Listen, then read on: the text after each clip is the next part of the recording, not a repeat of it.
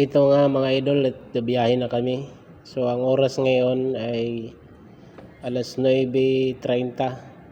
Start na kami ng biyahe namin papuntang Pangasinan.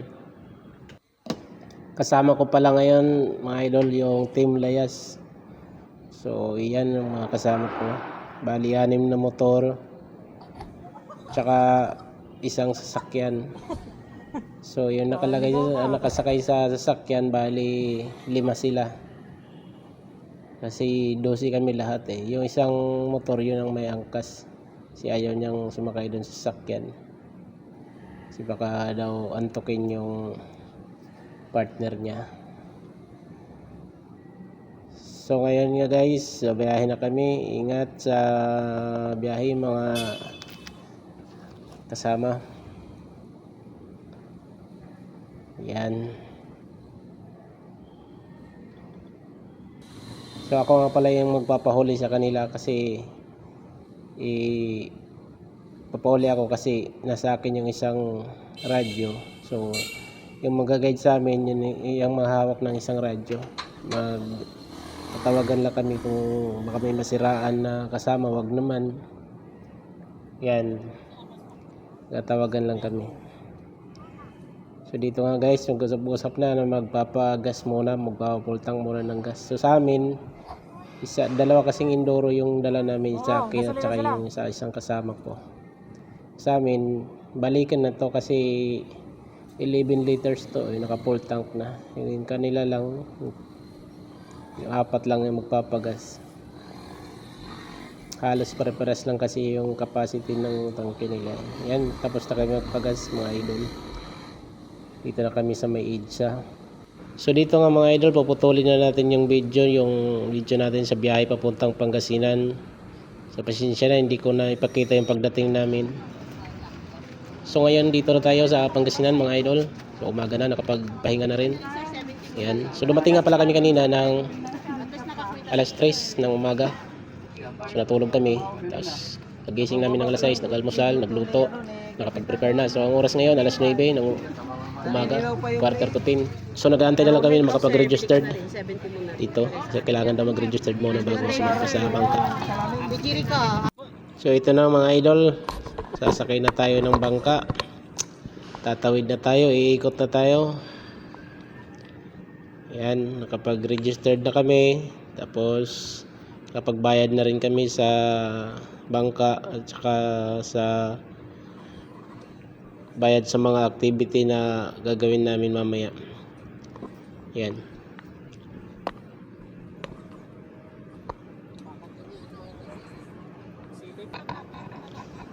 So dito nga pala tayo sa kabilang pantalan pagsakay ng bangka kasi dun sa kabila hindi pinayagan ng Coast Guard. So dito kami sa kabila kasi walang Coast Guard na nakabantay. Siguro ang kolorom to dito.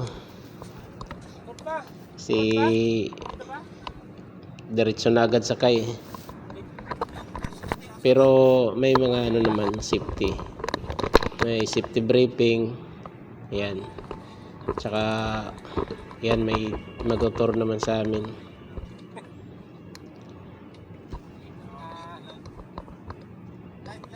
Medyo malayo-layo pa dito yung konti yung mga ilang minuto siguro bago kayo makarating doon sa unang island na pupuntahan namin.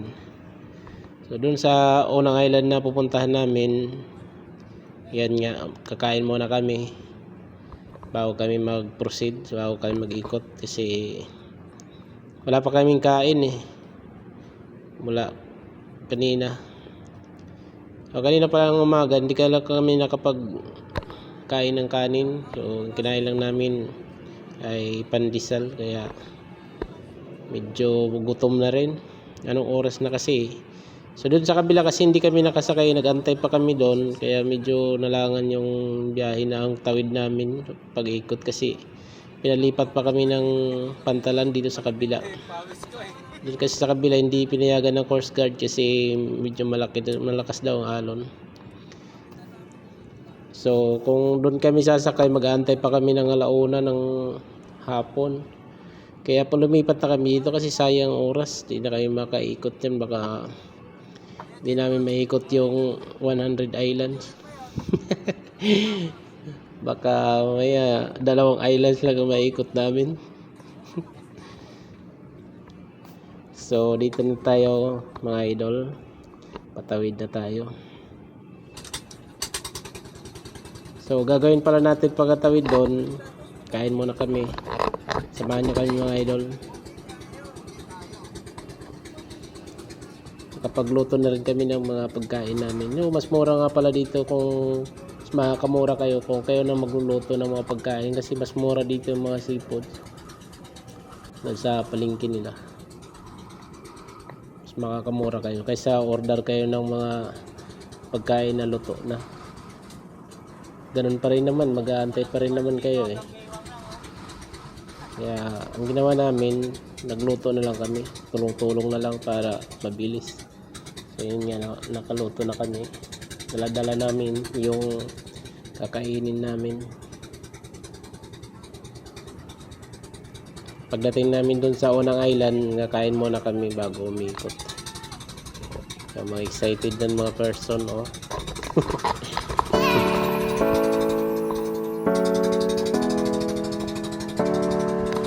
Sarap dito mga idol.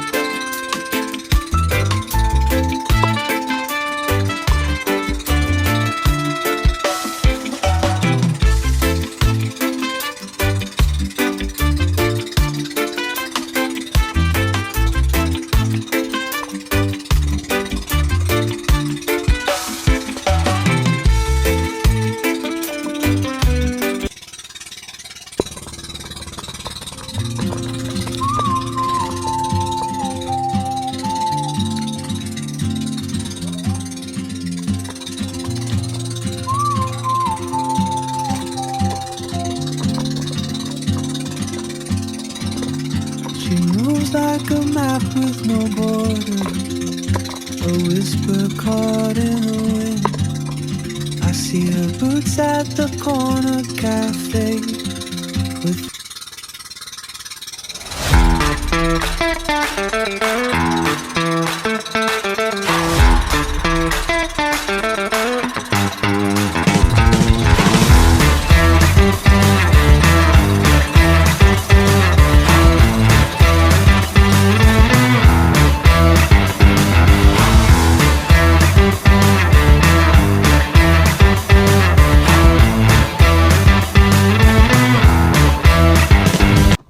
So dito nga mga idol, nakarating na kami dito sa unang isla na pinupuntahan namin. Ito yung tinatawag nila na Governor's Island. Yan. So yung unang isla na ating iikutin. So yan na, bababa na kami dito at kakain. Yung aming pagkain nalagyan ng tubig dagat. Medyo alat-alat na to. Basa na, hindi pa nakaligo. Maganda pala dito yung dagat guys sa mga island kasi malinaw.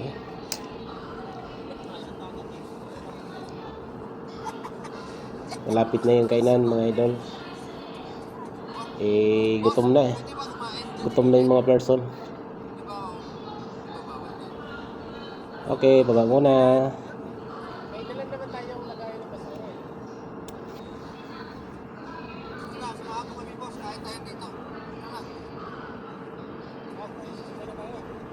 So yung nagastos pala namin dito sa aming pagkain mga idol, nasa 3,000 lang. Meron naman nag-o-offer doon na mga pagkain. Kaso mag-aantay ka pa eh. Tsaka mahal. So maghahanap muna kami ng pagpistuhan namin para sa pagkain namin. Kasi bawal daw kumain dito sa tabing dagat, alam niyo na, bawal magkalat, baka magmulta kami. So yan, dito kami kakain mga idol. Nagbayad pala kami dito ng mesa. So, nasa 400 binayaran namin sa mesa lang. So kung pupunta kayo dito, dapat bago kayo pumunta dito, kumain na kayo kasi bawal magkalat dito, bawal kumain dito kung saan-saan lang.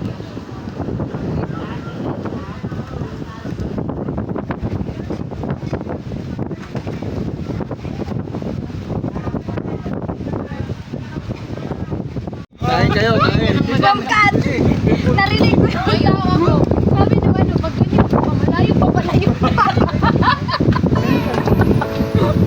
Bagong pa nga dito. Doon lang pa bang kasi na ate.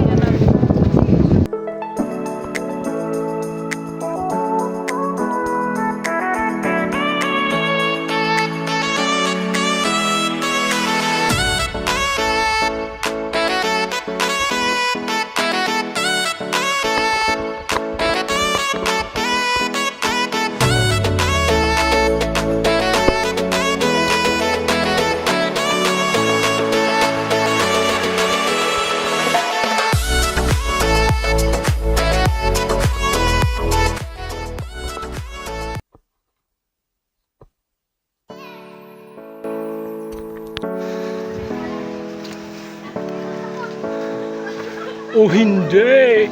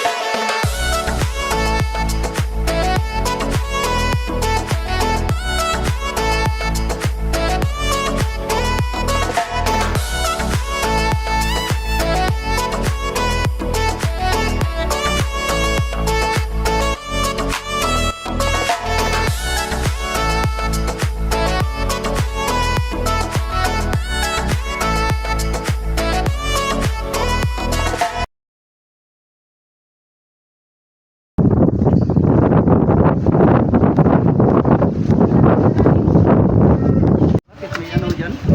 Elephant kunin natin yung binayad natin. Ano? Ito pala yun. Ito iba. Ibig sabihin, patagos pala to. Tapos na sa nabisita so lang, pero ito parang muta. Agoy. Morong. Tingnan. Patay pala nila to dito. No? Umagsak yung bagyo siguro sir. Kaya ganyan, oh. Narangan nila, oh. Baka ayusin siguro. Yan pala yung tulay. Baka tambakan nila. May nakuha rin si Bawa siguro. Bawal yan. Siniminto talaga to, no? Unsafe yan. Kasi gumuho sa ilalim. Natatakot hindi ito pag gano'n, no? Kaya yung karga namin dati dyan, yung labas na agos ng tubig yan, napatipan na nung karga namin siguro na nila. Guys, di tayo makadive dyan. Kasi sira. Gumuho.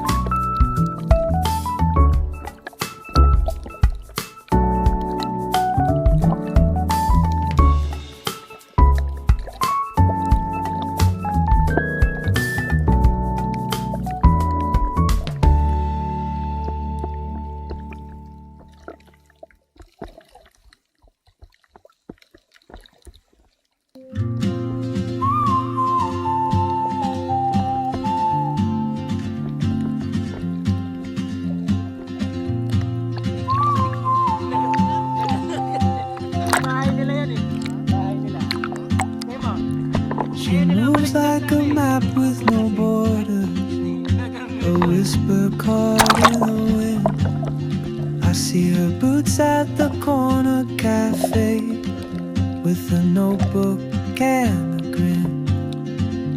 She's chasing skies I've never named while I stay in my lane. But something in the way she moves keeps pulling at my chain. Oh, traveler, You carry the sun in your stride, leaving behind what I hold inside.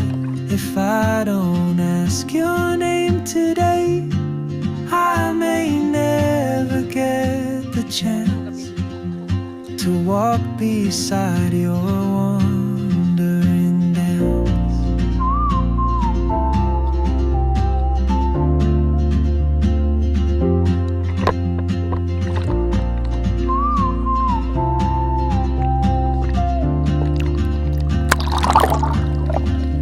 She hums a tune I've never heard in languages I can't speak.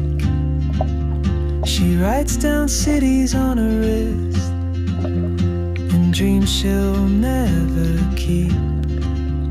I sip my coffee, miss my cue, still anchored by my fear. But time rolls on like open roads, and soon she won't be here.